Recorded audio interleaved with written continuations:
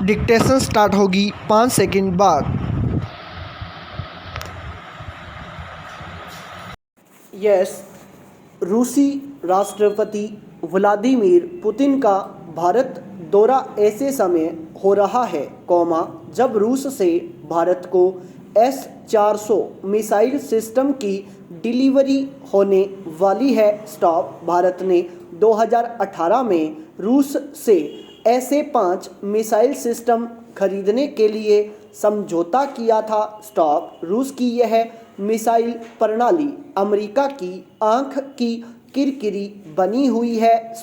वह दूसरे देशों को यह प्रणाली देने का विरोध करता रहा है।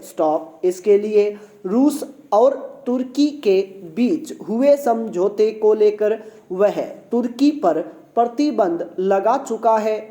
हालांकि अमेरिका ने भारत के खिलाफ उस तरह की कोई कार्रवाई फिलहाल नहीं की है, लेकिन यह मुद्दा अब भी गरमाया हुआ है।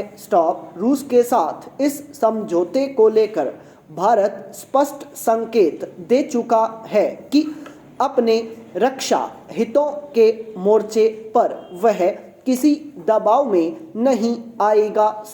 रक्षा राज्य मंत्री अजय भट्ट ने हाल ही संसद में कहा कि सरकार सशस्त्र बलों की सभी सुरक्षा चुनौतियों का सामना करने की तैयारी के लिए संभावित खतरों, परिचालन और तकनीकी पहलुओं के आधार पर संप्रभुता के साथ फैसला करती है। गौरतलब है कि चीन के पास ऐसी प्रणाली पहले से है। इसे उसने तिब्बत में तैनात किया है। यह भारत के लिए खतरा है।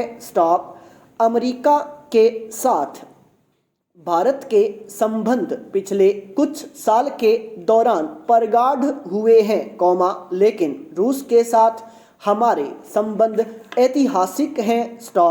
शीत युद्ध काल से ही रूस हमारा भरोसेमंद सहयोगी रहा है। भारत और रूस के बीच रक्षा सहयोग सोवियत संघ के जमाने से चल रहा है। भारत भूल नहीं सकता कि 50 साल पहले पाकिस्तान के खिलाफ युद्ध में अमेरिका नहीं, रूस ने हमारा साथ दिया था। शायद इसीलिए रक्षा के क्षेत्र में अमेरिका और इजरायल जैसे सहयोगियों के उभरने के बावजूद आज भी भारत अपनी ज़रूरतों के 80% सैन्य उपकरण रूस से खरीदता है। इनमें भारतीय वायुसेना के मिग 29, सुखोई 30 और नौसेना के जेट पोत के साथ परमाणु शक्ति से लैस पनडुब्बी शामिल हैं। यह जरूर है कि अंतर्राष्ट्रीय समीकरण अब वैसे नहीं रहे, जैसे शीत युद्ध काल में थे। चीन के तब अमेरिका से करीबी संबंध थे, अब वह रूस के साथ है। पाकिस्तान से भी रूस के संबंध नई करवट ले रहे हैं। चीन और पाकिस्तान की तरफ रूस का झुकाव भारत के लिए चिंता का विषय है। रूस लगातार इस तथ्य को रेखांकित करता रहा है कि भारत के साथ वह अपने संबंधों को अपेक्षाकृत अधिक महत्वपूर्ण मानता है। भारत के लिए भी अमेरिका की अपेक्षा रूस के साथ संबंध अधिक महत्वपूर्ण है। क्षेत्रीय और अंतर्राष्ट्रीय कूटनीति, रक्षा, आतंकवाद से मुकाबला आदि के मोर्चों पर भारत रूस मिलकर काम करें तो दोनों के संबंध दूरगामी परिणामों की पृष्ठभूमि तैयार कर सकते हैं। पैरा प्रकृति एक जटिल प्रणाली के आधार पर कार्य करती है, एक ऐसा तंत्र जो विभिन्न प्रकार के मौसम, समय और यहाँ तक कि प्राकृतिक संसाधनों के चक्रों के बीच और संतुलन बनाने का कार्य करता है।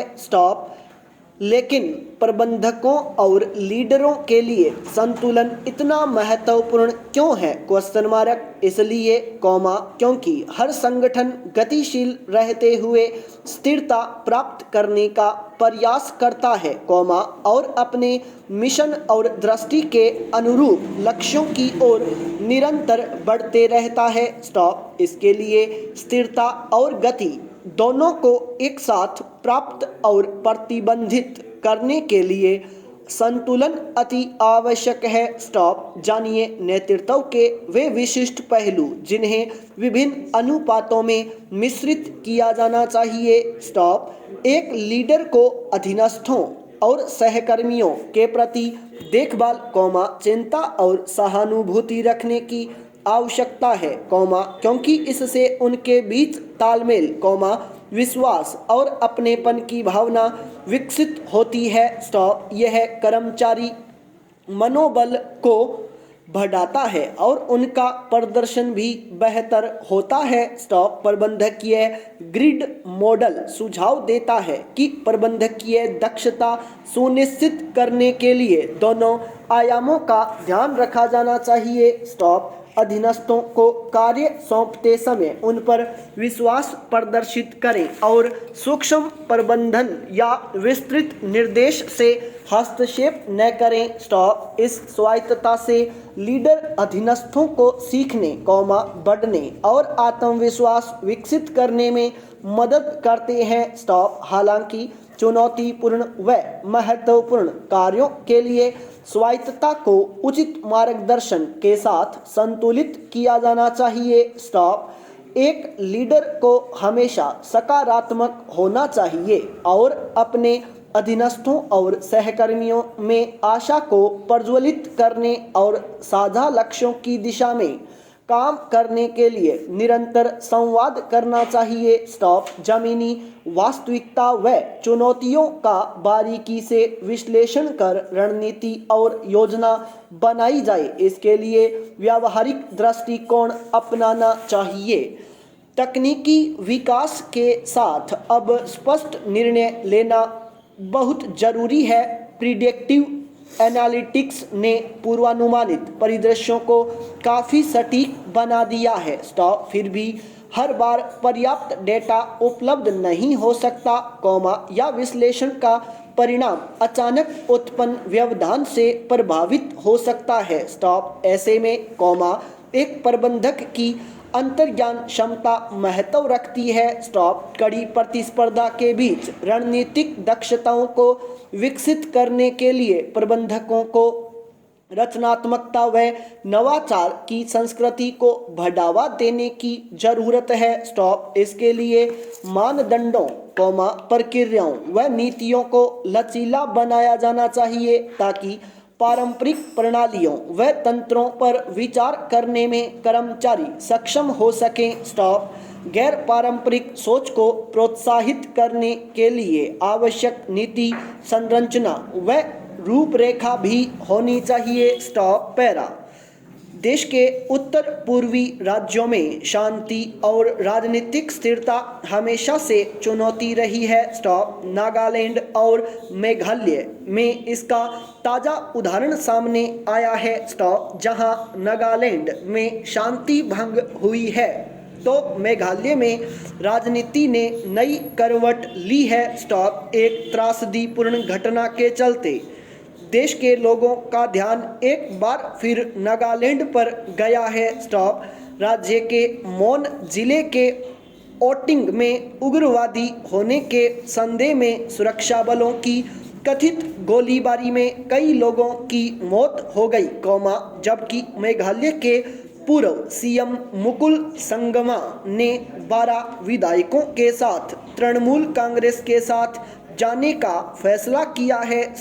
नागालैंड की घटना को लेकर केंद्र और राज्य सरकार पर सवाल उठना स्वाभाविक है। जहां तक नागालैंड का सवाल है, केंद्र सरकार दशकों पुराने नगा मुद्दे को सुलझाने के लिए NSCN से वार्ता कर रही है। केंद्र को उम्मीद है कि 6 दशक से चली आ रही शांति वार्ता से समस्या का समाधान निकल आएगा। स्टॉप। हालांकि इस मामले में नगा नेताओं का रुख सकारात्मक नजर नहीं आ रहा। स्टॉप। फ्रेमवर्क समझौते पर 2015 में हस्ताक्षर हुए थे। संपूर्ण विराम।